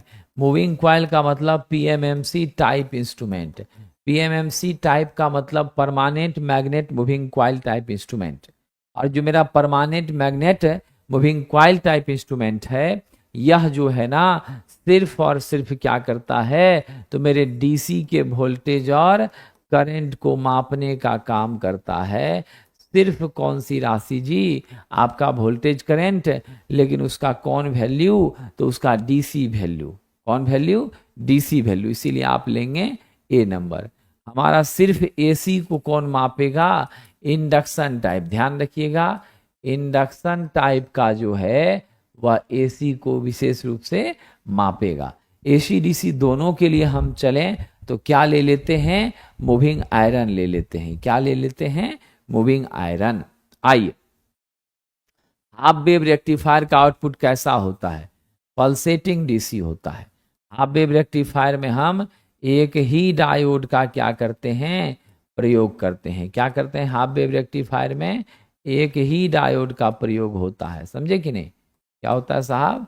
सिंगल डायोड का प्रयोग होता है, जो सिर्फ और सिर्फ पॉजिटिव बायस में काम करता है। ठीक है। और आप ध्यान देंगे कि इसमें जो पल्सेशन है वो एसी के कारण है, तो इसका रिपल फैक्टर जो है, आप याद रखिएगा, इसका रिपल फैक्टर 1.21 होता है। कितना होता है? 1.21 होता है। समझे कि नहीं? अब जरा ध्यान दीजिएगा साथियों, अगर हम यहीं पर फुल वेव रेक्टिफायर की बात करें, फुल वेव रेक्टिफायर की बात करें, तो इसका रिपल फैक्टर 0 पॉइंट कितना होता है? 48 होता है। कितना होता है? 0.48 होता है। इसकी इफिशियंसी भी कम होती है ना। और हमारे फुल वेव रेक्टिफायर की इफिशियंसी क्या होती है? अधिक होती है। तो मेरा पल्सेटिंग डीसी हमें मिलता है अर्ध तरंग दृष्टिकारी से। 40 दशमलव कितना होगा? 6। याद रखना, अगर आपसे इफिशियंसी पूछ लिया जाए तो इसकी इफिशियंसी 40.6% होती हैं। और अगर आपसे पूछा जाए फुल वेव की इफिशियंसी, तो 40.6 का सीधा दूना कर दीजिए, 81.2 हो जाती हैं। क्या होती हैं? 81.2 हो जाती। अस्थिर अवस्था में इंडक्शन मोटर का स्लिप, जो मेरा एनआर है वह क्या है? 0 है। स्थिर अवस्था मतलब रोटर रोटेट ही नहीं कर रहा है। अब हम यहाँ स्लिप की बात करते हैं तो NS माइनस NR बटे NS, यानी आपका क्या हो जाएगा? NS माइनस 0 बटे NS। अब आपका क्या हो गया? NS बटे NS हो गया। दोनों कट करके कितना मिला? 1 हो गया। तो मेरा ऑप्शन क्या है यहाँ पर? D, 1 हो जाएगा। तो याद रखेंगे, अस्थिर अवस्था में हमारी जो इंडक्शन मोटर है उसकी स्लिप क्या हो जाती है? 1 हो जाती है। चलिए आगे बढ़ते हैं साहब। बिल्कुल ब्रजेश जी, शाम में 3 बजे वाली क्लास निश्चित रूप से लेंगे। क्लासेस बिल्कुल भी बंद नहीं होगी। ठीक है, क्लासेस 3 बजे वाली भी अपने समय से निसंदेह चलेगी। ठीक है, चलिए। हाँ, थोड़ा सा साउंड को लेकर के कष्ट करना पड़ेगा, थोड़ा सा आप लोगों को मदद करना पड़ेगा। ठीक है, मैं पूरी तरह से आपकी क्लासेस लूंगा। समझे कि नहीं? तबीयत ठीक नहीं होने के कारण आवाज फंस गई है, बाकी बहुत विशेष समस्या नहीं है। 1-2 दिन समय लगेगा, ठीक हो जाएगा। ट्रांसमिशन लाइन में निम्न में से कौन सा सुरक्षा उपकरण इस्तेमाल किया जाता है? तो ट्रांसमिशन लाइन में साहब जी हम सुरक्षा उपकरण की बात कर रहे हैं।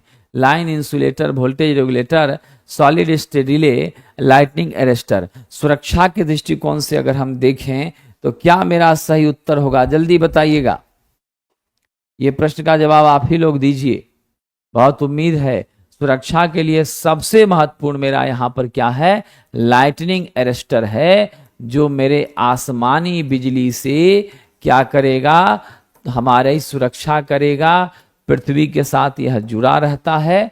अर्थ में सारे के सारे क्या करेगा साथियों, अर्थ में यह सभी की सभी एक्सेसिव करंट को डिपॉजिट कर देता है, भेज देता है, पाथ बना देता है।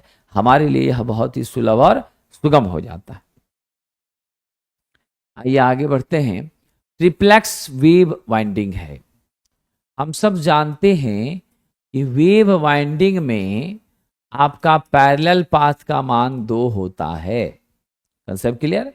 लेकिन अगर यही हम डुप्लेक्स की बात करें, डुप्लेक्स वेव की बात करें, तो 2 गुना 2 बराबर 4 हो जाएगा।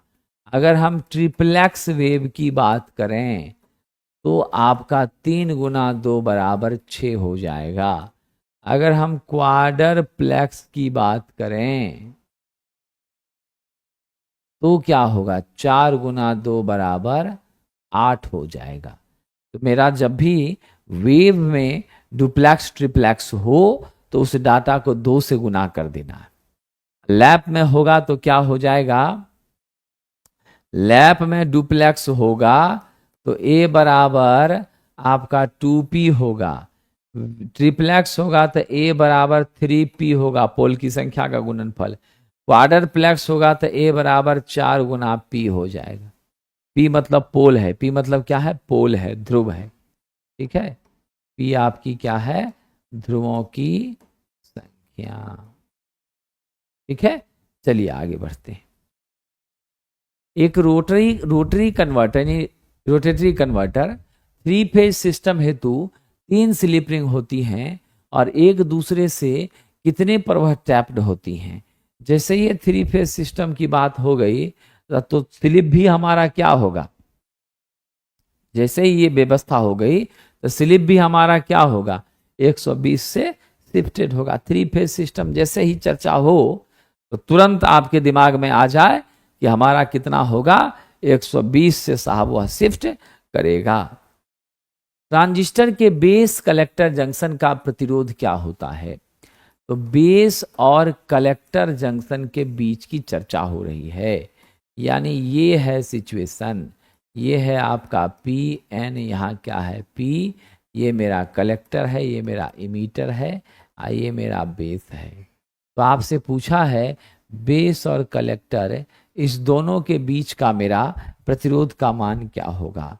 इन this condition we are going with, मेरा इसके बीच का प्रतिरोध क्या होता है, उच्च होता है। ध्यान रखिएगा, बेस कलेक्टर जंक्शन के बीच का प्रतिरोध क्या होता है, उच्च होता है, अधिक होता है। ठीक है, इस कनेक्शन में हम लोग रिवर्स बायस करते हैं।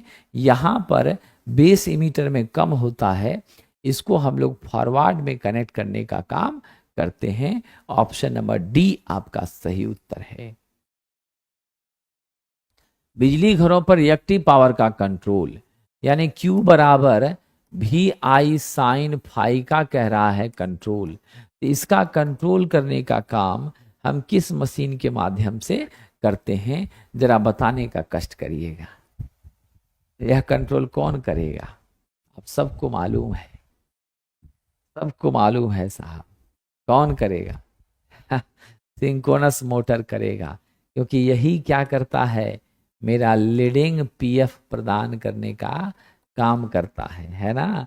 क्या करता है, लीडिंग पीएफ प्रदान करने का साथियों काम करता है। तो इसलिए करके हम किसे सेलेक्ट कर लें, सिंक्रोनस मोटर को। किसे सेलेक्ट कर लें, सिंक्रोनस मोटर को। जब आपूर्ति आवृत्ति 50 हर्ट्ज है, 10 ध्रुवों से युक्त 3 फेज की मोटर को सिंक्रोनस गति पर लगाना है, चलाना है, तो मेरी गति क्या होगी, एफ मेरा 50 हर्ट्ज हो गया, मेरा पोल कितना हो गया सरकार, 10 हो गया। अब आप सिंक्रोनस स्पीड एनएस बराबर बताइए क्या होगा, 120 एफ बटे पी, यानी 120 गुना 50 बटे आपका 10, 0 0 कट गया। बताइए कितना होगा, 12 पंचे 60, 600 आरपीएम मेरी गति हो जाएगी। ऑप्शन नंबर डी ले लेंगे। क्या ले लेंगे, option number D. High tension संचरण लाइन के स्टार्टिंग में कौन से कनेक्शन का प्रकार होता है?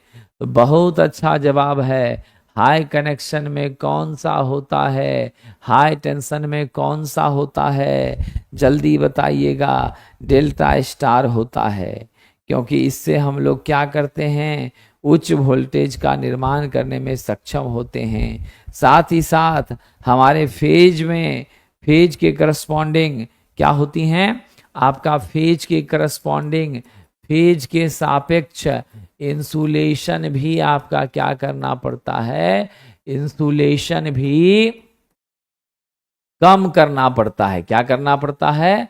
कम करना होता है। तो कई दृष्टिकोण से आपके लिए यह क्या हो जाती है, फायदेमंद हो जाती है। ठीक है, ध्यान रखिएगा।